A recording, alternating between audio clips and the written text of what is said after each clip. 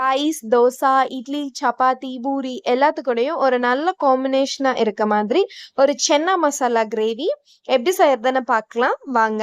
அதுக்கு நான் இன்னைக்கு 1 கப் சென்னாவ ஓவர் நைட் ஊற வச்சிருக்கேன். அத குக்கர்ல மாத்திட்டு கொஞ்சம் உப்பு போட்டு ஒரு 1 1/2 கப் தண்ணி சேர்த்தி ஒரு 6 விசில் விட்டு எடுத்திருக்கேன். பாருங்க, நல்லா இந்த அளவுக்கு வெந்து வந்திருக்கும். இப்போ இதுக்கு ஒரு பேஸ்ட் ரெடி பண்ணிரலாம். ஒரு 4 கீத்து தேங்காய இந்த மாரி சின்ன சின்னதா கட் பண்ணிட்டு, அத மிக்ஸி ஜார்ல சேர்த்துக்கிறேன். இது கூட ஒரு 5 பல் பூண்டு, ஒரு 1/4 டீஸ்பூன் சோம்பு, ஒரு 1/4 டீஸ்பூன் கசகசா சேர்த்துட்டு, இது நல்லா பேஸ்ட்டா இந்த அளவுக்கு அரைச்சு எடுத்துக்கோங்க. இப்போ ஒரு பேன்ல ஆயில் சேர்த்திட்டு, ஆயில் நல்லா சூடானதுக்கப்புறம் ஒரு 1/4 டீஸ்பூன் கடுகு சேர்த்துட்டு, கடுகு நல்லா பொரிஞ்சதும் ஒரு பெரிய வெங்காயத்த சின்ன சின்னதா நறுக்கி வச்சிருக்கேன். அதையும் இது கூட சேர்த்திட்டு நல்லா மிக்ஸ் பண்ணி விட்டுக்கலாம். இதுக்கப்புறம் ஒரு பச்சை மிளகாய 2ஆ வெட்டி வச்சிருக்கேன். அதையும் இது கூட சேர்த்திக்கலாம். இது நல்லா மிக்ஸ் ஆனதுக்கு அப்புறம் ஒரு தக்காளி நல்லா சின்ன சின்னதா நறுக்கியிருக்கேன். அதையும் இது கூட சேர்த்திட்டு நல்லா மிக்ஸ் பண்ணிக்கலாம்.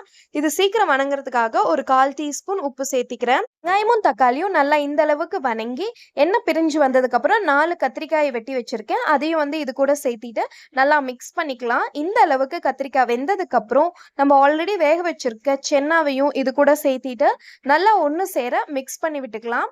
ஒரு ஃபியூ மினிட்ஸ் இதை அப்படியே கொதிக்க விடலாம். இதுக்கப்புறம் மசாலாஸ் சேர்த்துடலாம். ஒரு 1/4 டீஸ்பூன் மஞ்சள் தூள், 1 டீஸ்பூன் மிளகாய் தூள். நீங்க நல்லா காரமா சாப்பிடுவீங்கன்னா இன்னொரு 1/2 டீஸ்பூன் கூட சேர்த்திக்கோங்க. நான் மீடியம் காரத்துல செய்றேன். இதுக்கப்புறம் ஒரு 1/2 டீஸ்பூன் கொத்தமல்லி தூள், 1 டீஸ்பூன் கறி மசால். இது எல்லாத்தையும் சேர்த்துட்டு நல்லா மிக்ஸ் பண்ணிக்கலாம். நம்ம சேர்த்த சென்னாவும் மசாலாஸும் நல்லா ஒன்று சேர மிக்ஸ் ஆகி வரணும். மசாலாஸ் எல்லாம் ஒன்று சேர நல்லா மிக்ஸ் ஆகி வந்ததுக்கப்புறம் நான் இதில் சென்னாவை வேக வச்சிருந்த தண்ணியை எடுத்து வச்சிருந்தேன். அதையும் இது கூட சேர்த்துடலாம். இதில் தான் நிறைய சத்து இருக்கு, அதனால இதை யூஸ் பண்ணிக்கோங்க.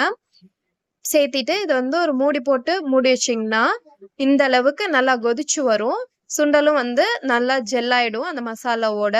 இப்போ அரைச்சு வச்சிருக்க பேஸ்ட் இதுல சேர்த்திடலாம். சேர்த்திட்டு இதையும் நல்லா மிக்ஸ் பண்ணி விட்டுக்கோங்க. இப்போ திருப்பி இதை மூடி போட்டு மூடி வச்சு ஒரு ஃபியூ மினிட்ஸ் கொதிக்க விடுங்க. நம்ம சேர்த்துன பேஸ்ட்டும் நல்லா ஜெல் ஆகி நல்லா கிரேவி கெட்டியா இருக்கும். இப்போ ஒரு 1/4 டீஸ்பூன் சால்ட் சேர்த்திக்கோங்க.